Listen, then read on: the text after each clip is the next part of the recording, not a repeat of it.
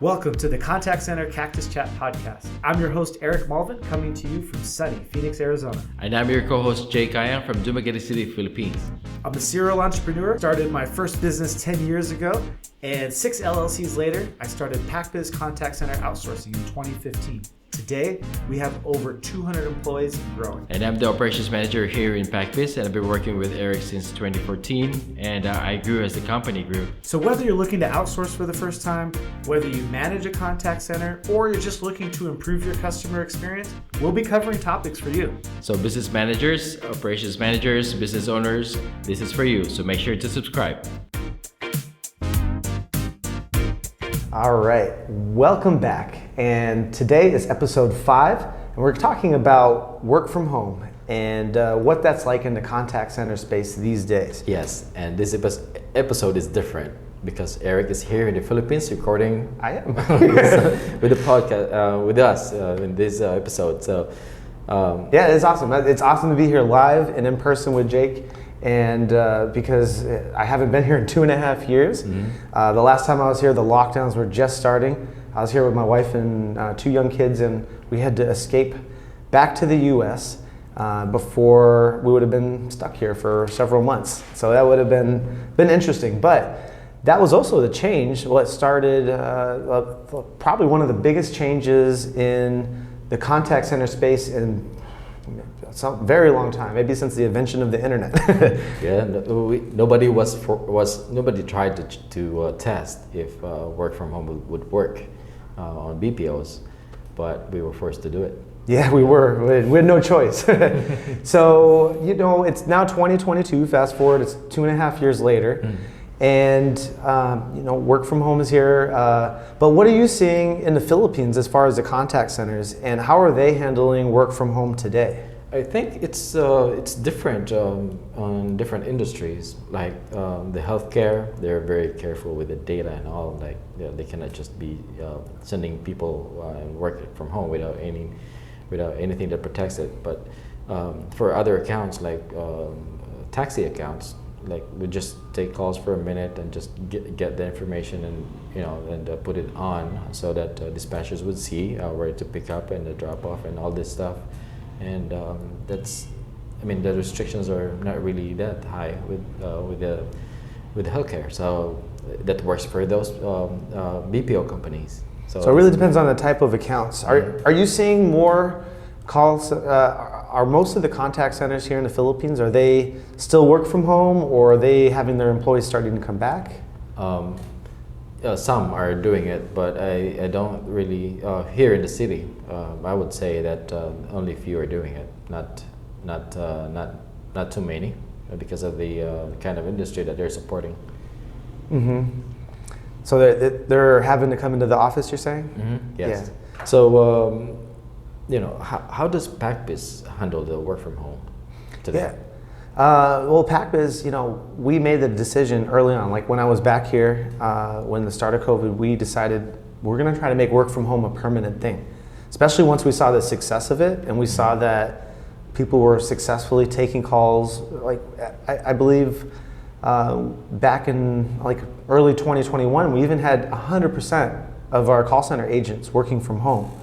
And I believe today it's a bit closer to 80%, but still a significant amount of the staff working from home. And it's been really fascinating because I haven't been back here in 2.5 years. So it's my first time back in a long time. So I'm seeing some new faces, but I'm seeing a lot of familiar faces. And they haven't been to the office either. They're like excited to be here. They're seeing their friends. They're like, oh, I haven't seen this. There's some things that they haven't seen in the office yet. So it's really interesting that, even though I haven't been here, they haven't really been here either. It's pretty funny. Yeah, I can imagine. Like the last time you were here was also the last time I saw some of the people that I saw yesterday. Wow. Yeah, that's how long it was. And so imagine for 2.5 years, you haven't seen some of our own staff, and they've been an employee at the company, and we've been able to make that work, which is incredible. So, and even today, we still have a significant amount. And part of that decision to invest into work from home was investing in equipment for the staff. You know, we made sure that they had backup internet if there's internet issues. Otherwise, they have to come work at the office, or backup power, which is a huge thing. And there was actually some really innovative stuff I'm excited that we've been working on, solar powered backup generators, Yes. which can run up to 12 hours, and I could actually power other devices in their house. So. Yeah, and also with the selecting of the hiring process, I mean, selecting the right people, because not all people can work and not be, distracted by other stuff while working from home. So it takes, something to do that, and we need to be selective with those people as well.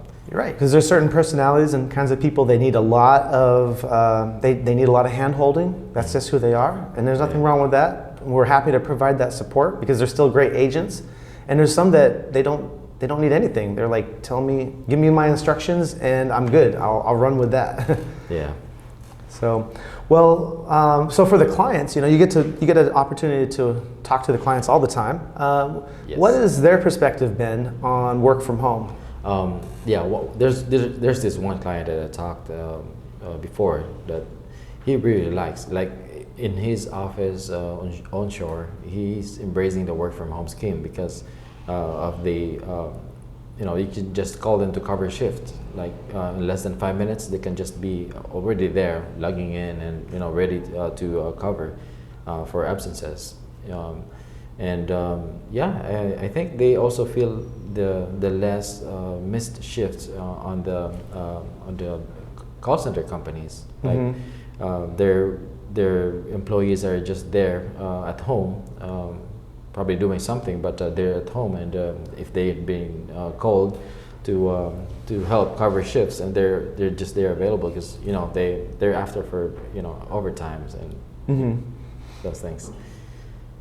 And while you're here, you recently you were able to talk to the agents, and how are they? What feedback did you get from them about working from home? Yeah, the feedback was incredible, and they were way more passionate about this topic than I thought they would be. Because I know everyone loves working from home, of course, but there's just the specific things that I got to hear.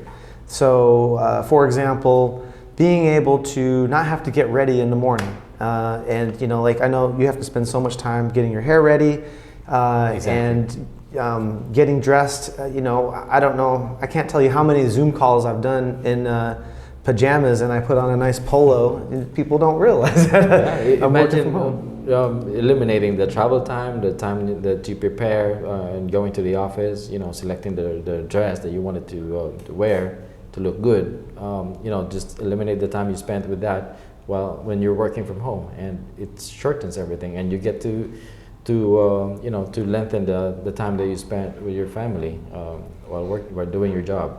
Yeah, and at our call center here at PacBiz, family is our number one core value, and so allowing the staff to be able to spend more time with family and to be able to make sure that they're able to not have to be away from home and their kids so long. It's really incredible, and so it's even the little things like being able to eat whenever they want, because if they're working in the office and on the production floor, they can't. Yeah, but of course they have to be very careful with the equipment. So. Yes, and, taking care of the equipment. So yeah.